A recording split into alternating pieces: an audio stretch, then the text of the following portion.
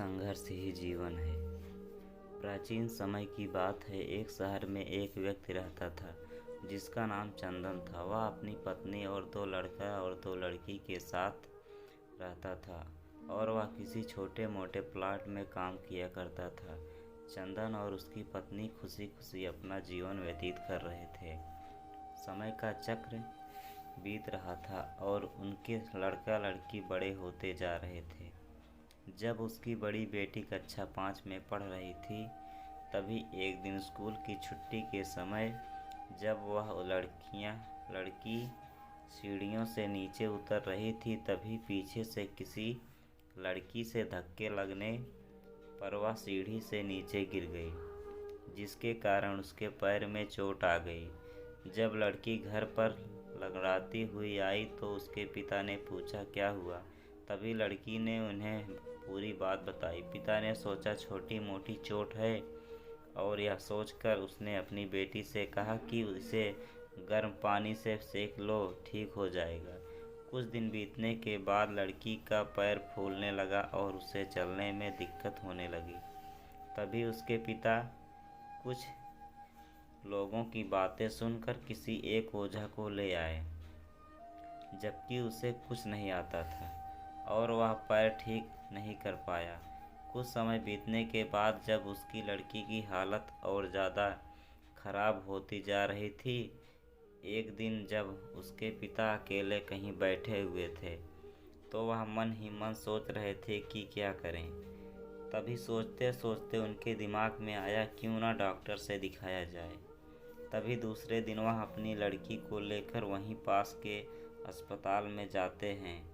Doctor जब लड़की को देखता है तो लड़की के पिता कहता है कि जल्द ही इसका ऑपरेशन करना होगा, क्योंकि इस लड़की के पैर में एक बहुत बड़ा घाव हो चुका है, जिसके कारण लड़की का पैर भी काटना पड़ सकता है। पिता डॉक्टर से पूछता है कि ऑपरेशन में कितने पैसे लगेंगे। तभी डॉक्टर कहता है 40,000 रुपये लगेंगे। पिता घबरा जाता है, लेकिन पैसे की तलाश में इधर उधर जाने लगता है। इधर उधर भाग दौड़ करने के बाद पैसे की व्यवस्था कर लेता है और लड़की का ऑपरेशन हो जाता है।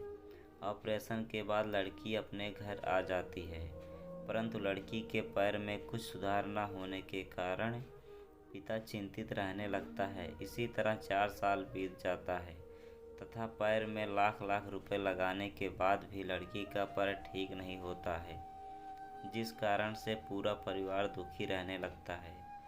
कुछ समय बीतने के बाद लड़की का विवाह हो गया और लड़की के जीवन में खुशहाली आ गई। पिता सोचता है कि अब सब कुछ ठीक हो गया है, संघर्ष का दौर खत्म हो गया है, परंतु किस्मत को कुछ और ही मंजूर था।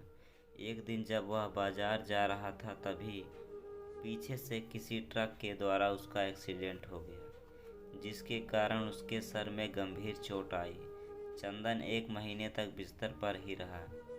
1 महीने के बाद ठीक होने पर वह सोचा कि अब सब कुछ ठीक हो जाएगा। तभी उसकी पत्नी का स्वास्थ्य खराब होने लगा और वह बीमार पड़ गई। यहाँ वहाँ छोटे डॉक्टरों को दिखाने के बाद तबीयत और बिगड़ गई, जिसके कारण उन्हें वाराणसी के BHU अस्पताल में ले जाना पड़ा। वहाँ जाकर पता चला कि उसकी पत्नी के पेट में गंभीर बीमारी हो गई है, परंतु चंदन को यह विश्वास था कि उसको पत्नी ठीक हो जाएगी और चंदन इसी विश्वास के साथ अपनी पत्नी को हमेशा वाराणसी के अस्पताल में ले जाने लगा। कुछ समय बीतने के बाद पत्नी के तबीयत में सुधार आने लगी। चंदन सोचा कि अब सब कुछ ठीक हो जाएगा।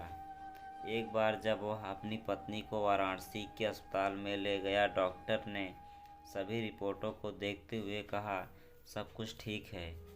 चंदन बहुत ही खुश हुआ और वह अपने पत्नी के साथ अपने शहर वापस आ गया।